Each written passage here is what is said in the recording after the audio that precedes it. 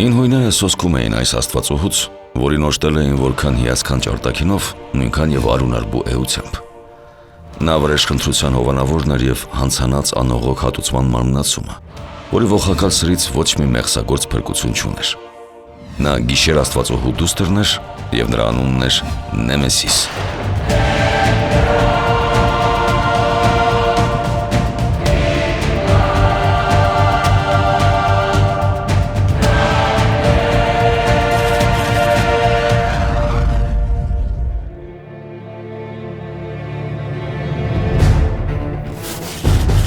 Ստամբուլ, 1918 թվական աշուն։ Առաջին աշխարհամարտում պարտությունից եւ Մուդրոսի համաձայնագիրը ստորագրելուց հետո Թուրքիայում իշխանության եկած նոր կառավարությունը ստեղծում է ռազմադաշտային դատարաններ։ Օսմանյան կայսրությունը համաշխարհային պատերազմի մեջ ներքաշած եւ հայերի, հույների, ասորիների կոտորածները կազմակերպած երիտթուրք առաջնորդներին պատասխանատվության ենթարկելու համար։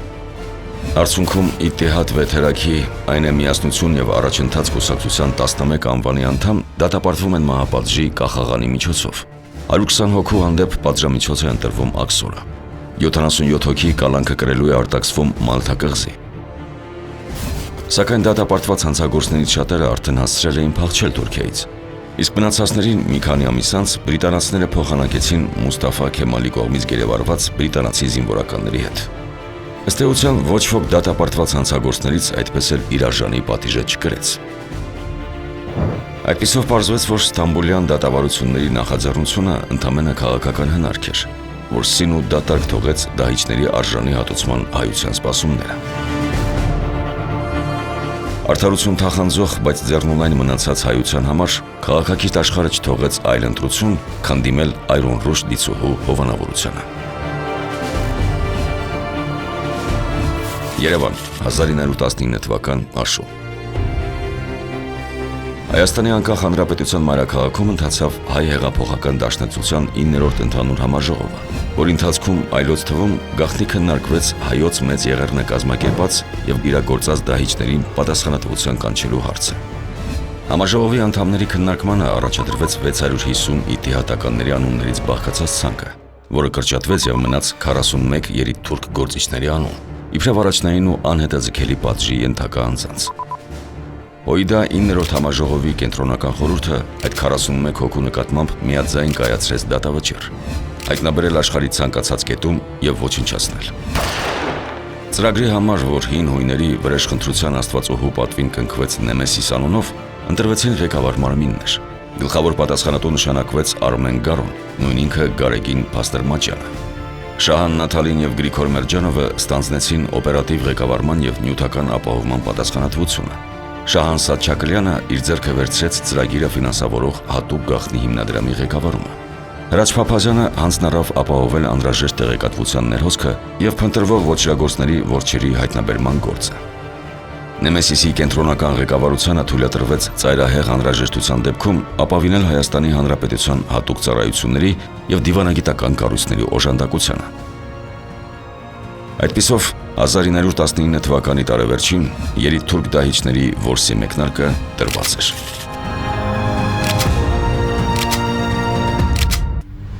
«1918 թվականին Ստամբուլի ռազմադաշտային դատարանների սահմանած պատիժը հայոց մեծ եղեռնի գլխավոր կազմակերպիչների նկատմամբ այդպես էլ գործի չդրվեց։ Պատճառը մեծ տերությունների քաղաքական երեսպաշտությունն էր եւ Մուստաֆա Քեմալի հայատյաց դիրքորոշումը։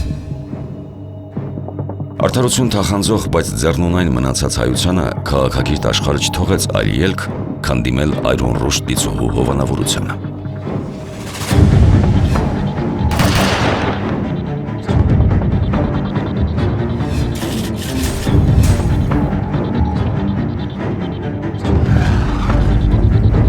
«1919 թվականի աշնանը Երևանում ընթացող դաշնակցության 9-րդ համաժողովին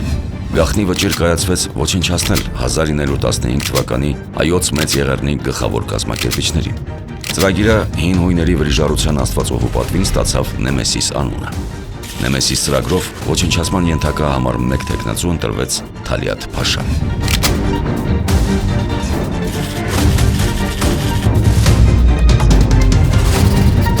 Մեհմեդ Թալիաթ ծնվել է 1874 թվականին Թրակիայում։ Ըստ որոշ տեղեկությունների ծագումով թուրք չի եղել եւ սերել է հավատափող եղած քրիստոնյաների տոհմից։ Կրթություն չի ստացել։ Պատանի հասակից աշխատել է որպես փոստատար, ապա մուտք գործել քաղաքականություն եւ դարձել Իթիհադ վեթերակի կուսակցության հիմնադիրներից մեկը։ 1908 թվականին ընտրվել է Օսմանյան պարլամենտի երեսփոխան։ Աբդուլհամիդի գահանկեց լինելուց հետո ստանձնել է Օսմանյան կայսրության ներքին գործերի նախարարի պաշտոնը։ Նախաձեռնել է փաստացի եռապետության հաստատումը եւ կիսել գերագույն իշխանությունը Թուրքիայում Էնվեր եւ Ջեմալ Փաշաների հետ։ Գրել է Օսմանյան կայսրության մեծ եպարքոսի տիտղոսը։ Ամենաերանդուն մասնակցությունն է ունեցել հայոց մեծ եղեռնի կազմակերպման եւ իրականացման գործում, ինչը երբեք չի թաքցրել։ Հենց նրան է պատկանել փաստագրված հրահանգը, որ տրվել է թուրքական պետության կուսակալներին ավելի ջանադրաբար իրագործել հայերին կոտորելու ծրագիրը։ Ոչ ոքի չխնայել, մինչև իսկ օրորոցի երեխաներին։ Մեհմեդ Թալյաթին ահաբեկելու օպերացիան հանձնարարվեց երզնկացի հայ երիտասարդ Սողոմոն Թեհլերյանին։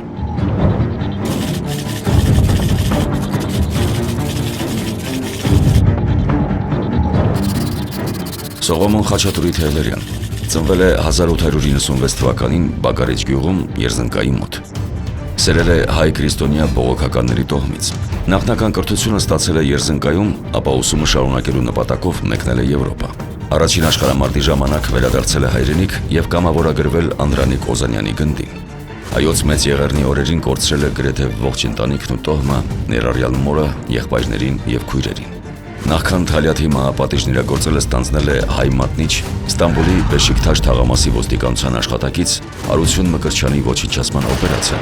որը եւ հաջողությամբ իրագործել է 1919 թվականի մարտին։ Թեհլերյանը Թալյաթին գնդակահարելու հրահանգը ստացավ Նեմեսիս ծրագրի գլխավոր ղեկավար Արմեն Գարոյից 1920 թվականի աշնանը Միացյալ Նահանգների Բոստոն քաղաքում։ Ինչ այդ Նեմեսիսի վրիժառուները Մեհմեդ Թալյաթին որոնում էին Բերլինում, Համբուրգում եւ Ժնևում, ինչը որ Հրաչ Փափազյանի ծավալած հետախուզական գործունեության շնորհիվ հաստատապես պարզվեց, որ Թուրքիայի նախկին մեծ եպարքոսը ծվարել էր Գերմանիայի մայրաքաղաքում։ Նա վաճառական Ալի Սալեհ Բեյի անվան տակ ծպտյալ ու հանգիստ կյանք էր վարում, բնակվելով Բերլինի Շարլոտենբուրգ թաղամասի Հարդենբերգ շտրասե 4 հասցեում։ Նրան հայտնաբերել էր Նեմեսիսի բերլինյան ստորաբաժանումը եւ Թեհլերյանի հետ միասին մանրակրկիտ նախապատրաստել դատավճիռը գործի դնելու ծրագիրը։ Սողոմոն Թեհլերյանը Թալյաթ Փաշայի մահվան դատավճիռը իրականացրեց 1921 թվականի մարտի 15-ի առավոտյան ժամը 10-ից 11-ն ընկած ժամանակահատվածում Հարդենբերգ շտրասե փողոցի վրա Թալյաթի զբոսանքի ժամանակ։ Պարաբերում Լյուգեր տեսակի ատրճանակից արձակած մեկ գնդակը բավական եղավ Թալյաթին սպանելու համար։ Րոպեներ անց դեպքի վայր ժամանած բժիշկները արձանագրեցին անմիջապես կրակոցին հետևած նրա մահը։ Թեհլերյանը դեպքի վայրից չհեռացավ, այլ կանխավ համաձայնեցված ծրագրով հանձնվեց Բերլինյան ոստիկանությանը, որպեսզի Թալյաթի ահաբեկությունը եւ դրա արդյունքում կազմակերպված դատավարությունը լայն հնչողություն ստանան եվրոպական հասարակությունում եւ լուսաբանվեն համաշխարհային մամուլում։ Սողոմոն Թեհլերյանի դատավարությունը մեկնարկեց Բերլինում 1921 թվականի հունիսի 20-ին, սակայն ըստ էության այն վերածվեց Մեհմեդ Թալյաթի գործած ոճրագործությունները բացահայտող դատաքննության, որի արդյունքում 12 երդվյալ ատենակալները հայ վրիժառուին ճանաչեցին անպարտ եւ պատվիրեցին ազատ արձակել հենց դատարանի դահլիճից։ Նեմեսիս աստվածուհու վրիժառության ուխտը այդպիսով հեղեց հայոց մեծ եղեռնի հատուցման առաջին արյունը։